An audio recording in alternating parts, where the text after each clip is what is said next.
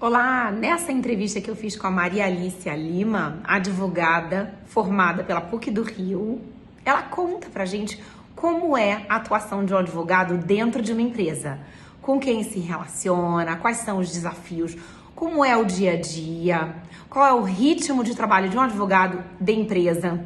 Ela dá algumas dicas valiosas, fala um pouquinho sobre o futuro dessa carreira. Assiste, repassa para quem possa se beneficiar dessa informação e curte o meu canal.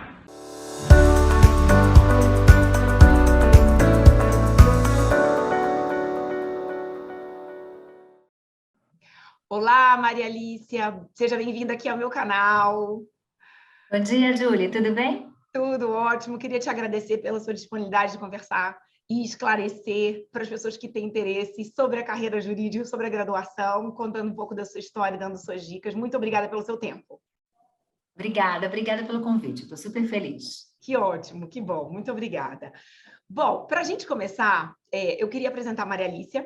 Ela tem 25 anos na área de empresas, atuando na área jurídica de empresas. Em 2020, ela fez uma migração para a consultoria e vem atuando desde então de forma independente. Ela vai contar um pouco sobre a carreira dela, como é que foi a transição e para que as pessoas tenham o máximo de informação possível sobre a área jurídica de empresas. Então, Maria Alice, para começar, se você puder me contar para a gente como é que foi a sua escolha pela graduação em Direito. Júlia, eu costumo dizer que quando a gente escolhe, né, o direito, eu escolhi o direito com 13 anos de idade. É em cima de uma grande fantasia que a gente tem do que é ser advogado, né? Normalmente está associada à defesa de outras pessoas, à defesa dos direitos, você se posicionar de alguma maneira, né, para tentar combater alguma injustiça. Era muito isso que eu via, talvez, no cinema, na televisão, e isso me envolveu, assim, desde os 13, 14 anos de idade.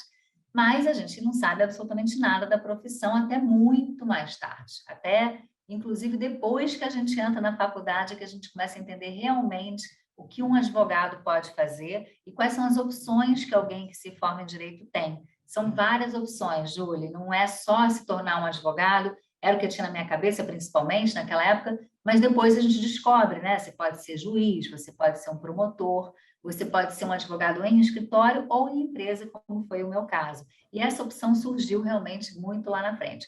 Então, eu acho super importante quem está assistindo a gente entender um pouquinho essas diferenças, até para poder começar a imaginar, né, que tipo de vida que você quer levar, porque cada uma dessas escolhas vai levar para um caminho e uma rotina muito diferente. Então, é mais ou menos isso, assim, foi lá com 13 anos de idade, mas como eu te falei, sem nenhum conhecimento de causa, né? Não sei os filmes que eu assistia. Ok, não, e tem muitos, né? Séries hoje em dia, então, vários filmes que Exatamente. mostram um pouco, né? Mas tem um pouco de fantasia, como tudo, né? Que tem na Isso, televisão. exatamente. Muito bem. Se você puder, então, contar brevemente como é que você deu a construção da sua carreira, essa trajetória, esse caminho, desde o comecinho, né? Enfim, até você chegar hoje, onde você chegou. Bom, Julie, a gente, quando faz direito, você normalmente começa a trabalhar muito cedo. É normal na advocacia que no segundo, terceiro período, as pessoas comecem a procurar uma oportunidade de trabalho. Quando eu estava exatamente nessa época, eu consegui um estágio num escritório dedicado à área de propriedade intelectual, que é a proteção de marcas e patentes.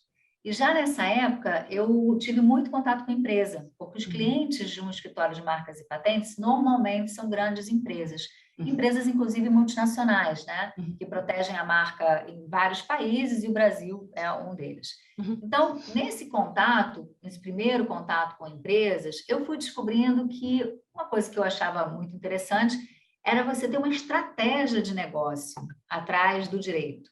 Ou seja, você tinha a questão legal, vamos proteger essa marca, mas você também tinha uma estratégia de marketing, uma estratégia de expansão de negócio, às vezes até quando a gente falava de patente, né, um segredo de negócio, uma inovação que ia transformar determinado setor. Então, isso me atraiu bastante, porque era uma dobradinha entre o direito e a área de business, né, a área mais voltada para a administração de empresas. Quando eu tinha mais ou menos 5, 6 anos de trabalhar em escritórios, eu recebi um convite de uma companhia, uma grande empresa, que tinha um departamento de marcas e patentes. Isso é muito raro, Júlia. Hoje em dia as empresas quase não tem departamentos, né, de marcas e patentes dentro da empresa, a não ser que seja algo muito core business delas, mas a maioria das empresas tem advogados um pouco mais generalistas. Nesse caso, eles tinham uma necessidade, eu entrei na empresa e aí eu me apaixonei pelo direito corporativo, que é justamente esse direito que você tenta atender as necessidades que aquela companhia tem em várias frentes. Marcas e patentes foi a primeira, mas depois eu segui por vários outros setores, né, atendendo determinadas necessidades, como eu falei, desde a área trabalhista, o combate ao mercado ilegal. Eu trabalhava também assessorando a área de marketing, a entender as regras do que podia ou não podia ser dito, né, numa campanha de marketing. E eu achava tudo isso fascinante. Então, sempre foi uma delícia trabalhar em empresa para mim. Bacana. E como é que você vê, assim, brevemente, me explica, o papel do direito estratégico dentro de uma empresa? Porque como o RH, por exemplo, né, são áreas que não são core business, mas a ideia é que elas sejam cada vez mais próximas do negócio, né? Essa é a tendência. Exatamente. Como você vê isso? Primeiro, eu digo o seguinte, quem está estudando direito, quem vai estudar direito, tem que saber e se preparar que vai ter muita coisa que você não vai ver na faculdade.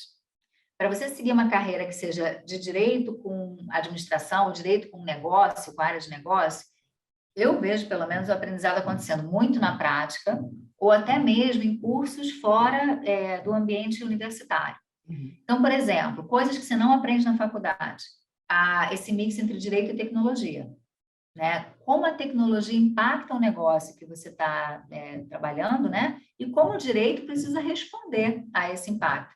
Então, hoje a gente tem questões como cibersegurança, a gente tem questões como proteção de dados, né, pessoais, a gente tem a própria proteção de crimes, né, que acontecem na internet, e tudo isso, todos nós estamos sujeitos, né, a viver, as empresas principalmente, são grandes alvos, e a gente não aprende isso na faculdade, ela não tem a velocidade que todos gostariam, né, para, de repente, oferecer disciplinas nesse sentido. Então, primeira coisa, se você quer ser um advogado corporativo, você vai ter que, provavelmente, aprender muito por conta própria diante da sua própria curiosidade, né? Buscar cursos, informação, textos, artigos que possam te trazer um pouco esse viés. Então, assim, eu diria para você que o ambiente corporativo, para você realmente estar ao lado do negócio, você tem que aprender de negócio. Não adianta aprender só de direito. E quem gostar, ótimo, né? Tem muita gente que não gosta, quer ser especialista, quer ser um grande advogado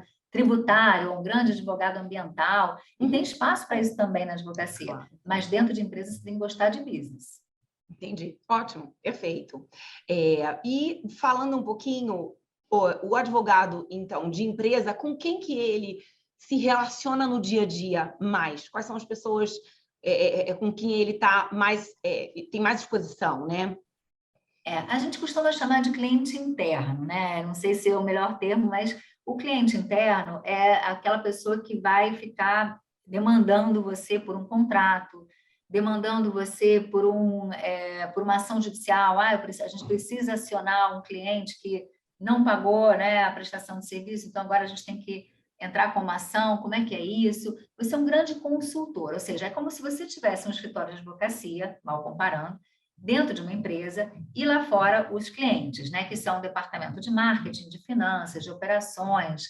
Às vezes você tem ali o próprio CEO, né, que precisa de um apoio do jurídico para determinadas decisões que ele vai tomar. Então, você é um grande consultor. Para fazer isso, como eu falei, para você não ser também distante do negócio, como seria um escritório de advocacia, você pode se perguntar por que o cara não contrata um escritório diretamente, por que ele tem um departamento jurídico? Porque o departamento jurídico justamente faz essa tradução. O que o direito oferece e o que o negócio precisa. Esse advogado ele tem que saber fazer esse papel, falar as duas línguas. Então, o que eu sinto, né, que pode ser o nosso cliente, é todo mundo que trabalha, todos os executivos que trabalham na empresa e que tem uma demanda no dia a dia que o direito seja a ferramenta. E aí tem de tudo, Júlia, tem até o pessoal de RH é um grande cliente. Sim. Às vezes tem uma questão trabalhista que o RH traz para a gente e a gente precisa avaliar os riscos de uma ação judicial, né, de um contencioso, ou até mesmo dar uma orientação para não acontecer algum tipo de conflito. Então, eu vejo assim, todo mundo, no fundo, pode ser o cliente, né, dentro de uma empresa. E o contato, obviamente, também com os advogados de escritórios, que eventualmente são necessários, né? Como parceiros, né? Com certeza, Júlia. A gente aprende o seguinte: quando você está em empresa, você tem uma visão mais abrangente, mas você deixa de ser um especialista. Eu mesma, quando me tornei advogada interna, deixei de ser especialista em propriedade intelectual. Hoje em dia eu não posso dizer, né, que eu poderia assumir uma causa ou dar uma orientação, porque as leis mudam e a gente já está atualizado. Sim. Então, o escritório externo, ele tem um papel muito importante, porque ali estão os grandes especialistas de todas as matérias. Aí tem vários tipos de escritório, né, que atendem essa necessidade, e aí você consulta esses escritórios, demanda deles um parecer, uma ação judicial, uma atuação perante um tribunal, e esse escritório vai ser o seu parceiro, é como se fosse parte do seu braço ali, né, na atuação em defesa dos direitos da empresa. É essencial que seja uma boa relação, né, do advogado interno com o advogado externo. É um trabalho de equipe, realmente. Muito bem, legal. Então, os contatos maiores são com seus clientes internos e com os escritórios. Tem mais alguém com quem você lida, mais algum outro órgãos públicos, eu chamaria eventualmente? atenção, exatamente. O jurídico, normalmente, ele é a voz da empresa, fora da empresa, para o judiciário. Uhum. Que delega para o escritório de advocacia a tratativa da ação judicial, o que é normal, a ação judicial é conduzida normalmente por um escritório externo, mas a imagem da empresa do judiciário, no judiciário, é nossa responsabilidade também. Então, é importante você pensar como o judiciário vai enxergar o comportamento da empresa em tal e tal e tal questão. Então, muitas vezes a minha orientação para o CEO, por exemplo, era: olha, o judiciário vai ver isso com maus olhos, a gente vai ficar com uma péssima imagem, isso pode impactar, inclusive, a nossa habilidade de ganhar causas, porque a gente já está criando uma predisposição, sabe, contra a empresa. Às vezes até imprensa. Hoje em dia, né, tudo vai para a imprensa. Então, muitas vezes eu me envolvi em questões que me exigiram também o olhar: como é que o público vai ver isso? Como é que o jornal vai colocar isso na primeira página, né? As empresas que eu trabalhei tinham esse impacto e muitas vezes a gente falava: poxa, isso pode dar um problema jurídico, porque se você deixa sair na imprensa uma coisa mal colocada, uma frase maldita, né, dentro da empresa para o público externo, isso pode se tornar um problema jurídico. Então, eu diria que você tem toda a razão. Um terceiro grande, vamos dizer assim, interlocutor é esse ambiente externo, né? É o judiciário, é o jornalista, a sociedade de uma forma geral. Bacana. E falando um pouquinho como é que você vê essa graduação em direito, Marialice, o que ela tem de vantagens, né? Qual, ao seu ver, assim, quais as vantagens dessa graduação? Eu acho que o direito, ele abre a cabeça da gente de uma forma, assim, fantástica, Julie. Eu acho que mesmo quem faz direito e não trabalha com direito tem uma formação muito abrangente, capaz de se empenhar em várias carreiras diferentes, né? Uma pessoa muito preparada. Por quê? Quando a gente começa a fazer direito, a primeira coisa que a gente enxerga é justamente o impacto nos outros, né? Dos atos de alguém em outra pessoa. Então, você tem um grande exercício de empatia. Acho que a primeira coisa que o advogado aprende, que ele tem que ouvir, que ele tem que entender, né, o que está acontecendo ali com aquela pessoa, com aquele cliente, e entender como é que se aplica a lei né, todo o arcabouço jurídico que a gente aprende na faculdade. Então, não é uma carreira técnica apenas, sabe? Não é apenas você decorar a lei. Muita gente pensa assim: poxa, vou ter que decorar o Código Civil. Hoje em dia ninguém decora nada, né? Porque está tudo na internet, está tudo digital. O que você precisa é entender o papel da justiça, né, no nosso universo, o papel do advogado dentro da justiça e, evidentemente, né, o que você precisa garantir para as pessoas entenderem os seus direitos, né? Como é que você leva para as pessoas a compreensão sobre o direito?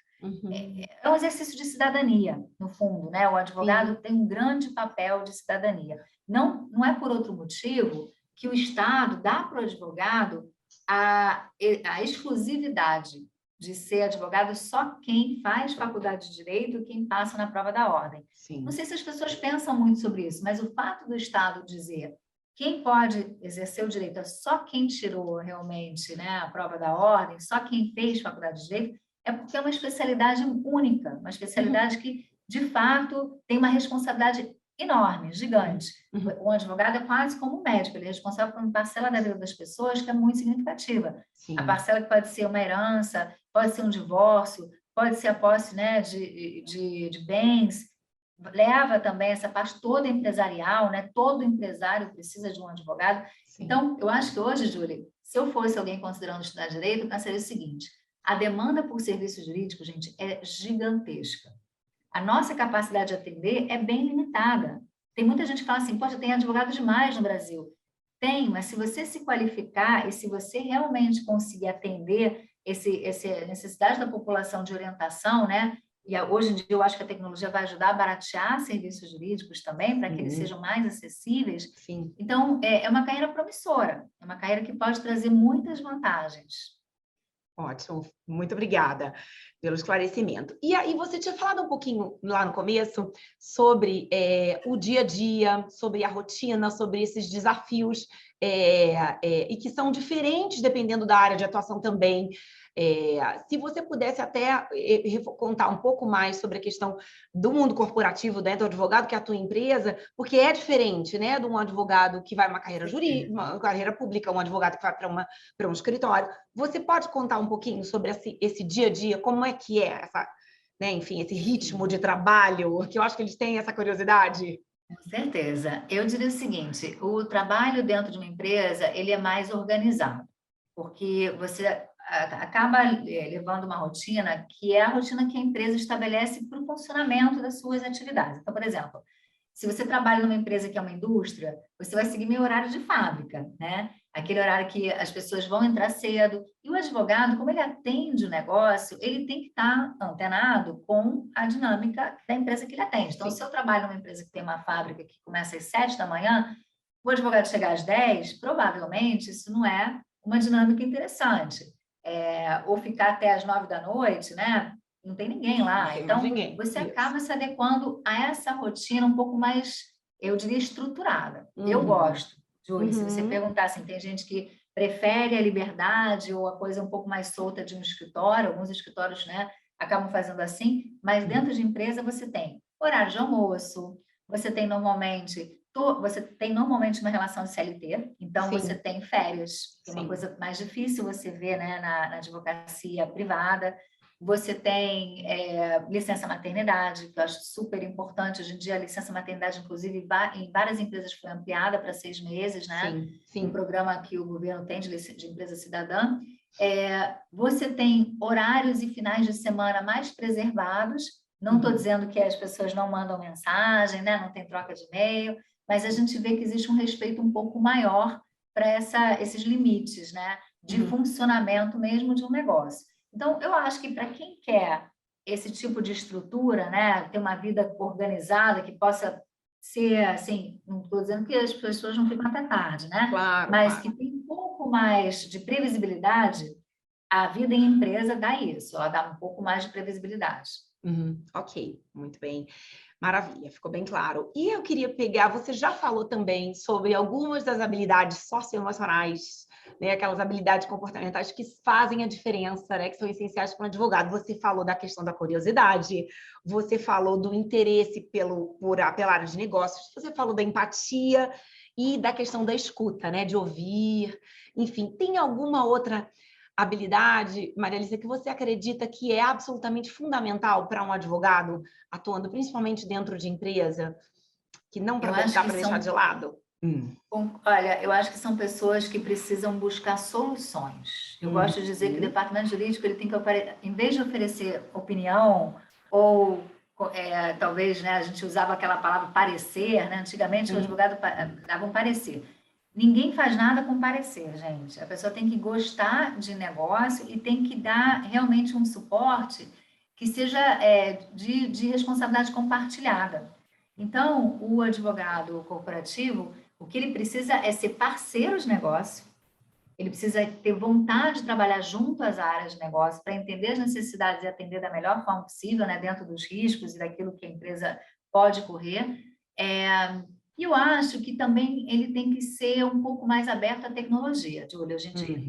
Porque nós sabemos que na nossa profissão a gente ainda é muito adepto, assim, é como se o e-mail e o papel fossem nossos amigos pro resto da vida.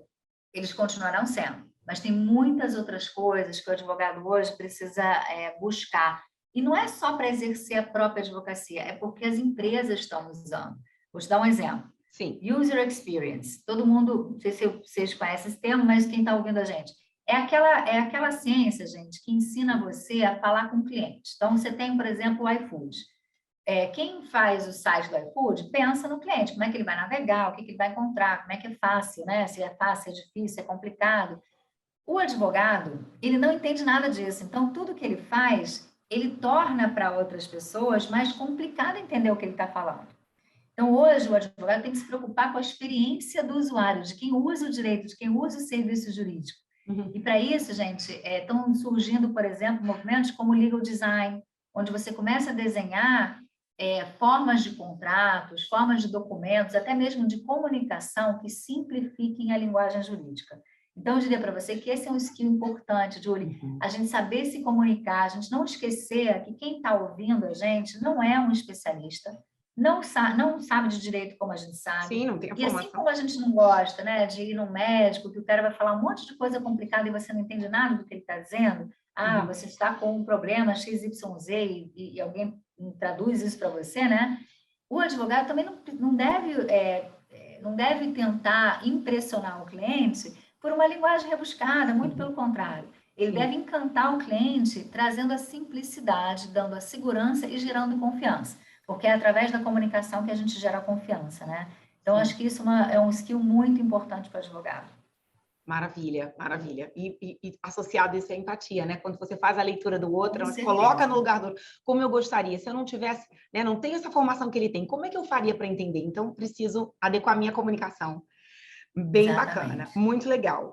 E para a gente finalizar, Maria Alice, eu queria saber assim, que dicas final, que dica de ouro, assim, se você estivesse no lugar desse pessoal que está considerando fazer essa graduação, né, seguir por esse caminho, o que você diria que você acha que agregaria bastante valor para eles também, além de tudo que você já contou? Julie, eu acho que as pessoas, quando pensam em direito, elas se assustam um pouco com a quantidade de leitura, talvez, né, com a dificuldade de pensar, poxa, é muito conteúdo, né? Eu acho que isso está mudando. Não que o direito não tenha mais conteúdo, muito pelo contrário, mas a forma da gente absorver conteúdo nos dias de hoje é diferente. A gente tem uma série de ferramentas que permitem você aprender, inclusive, hoje tem a ajuda do vídeo, tem a ajuda dos podcasts, tem formas de você seguir por essa formação, além da leitura pesada, né, que vão tornar interessante o direito. O direito é fascinante. Então, eu diria para as pessoas não se intimidarem pelo pensamento que vai passar o dia inteiro lendo. Acho que não é mais assim. Os professores também estão evoluindo. A gente, quando faz direito, pessoal, a gente analisa muito caso concreto, muito a vida como ela é. Estudos de Porque, caso. no fundo, o direito não é aplicado na estratosfera, o direito é aplicado no nosso dia a dia. Tudo que a gente faz tem uma regra, uma norma, algo que se aplica. Então, isso que é fascinante, né? A gente fazia aula de direito penal e a gente pensava em mil coisas que a gente vê no dia a dia. E esse crime, e essa coisa, isso aí da cadeia, isso não dá. Ou então, na aula de direito civil, contratos, você lembra o contrato de aluguel, o contrato né, com a empresa que você está trazendo para fazer uma reforma, enfim. Você passa-se muito cedo, Julie, na faculdade de Direito, capaz de entender o mundo à sua volta. Então, eu acho que é isso que as pessoas têm que imaginar, sabe? Que, claro, passa por leitura, passa por estudo, isso às vezes pode ser duro, né? Mas ela é uma ciência, né? O direito é uma ciência ligada à vida, ao nosso cotidiano, à nossa sociedade, à nossa cultura. Então, é muito gostoso de estudar. Acho que a pessoa tem que abrir a cabeça para entrar no direito, porque vale a pena. Que bacana, que bacana. Muito obrigada. Gostou do vídeo? Curte o canal, aciona o sininho, que aí você vai ficar sabendo dos outros vídeos que eu vou postando. Indica para alguém que possa se beneficiar com essa informação. E se ainda assim você tiver dúvidas e precisar de uma ajuda, entre em contato comigo no meu Instagram, @JulianaLimaCoach, Juliana com 2 N's. Vai ser um prazer bater um papo com você.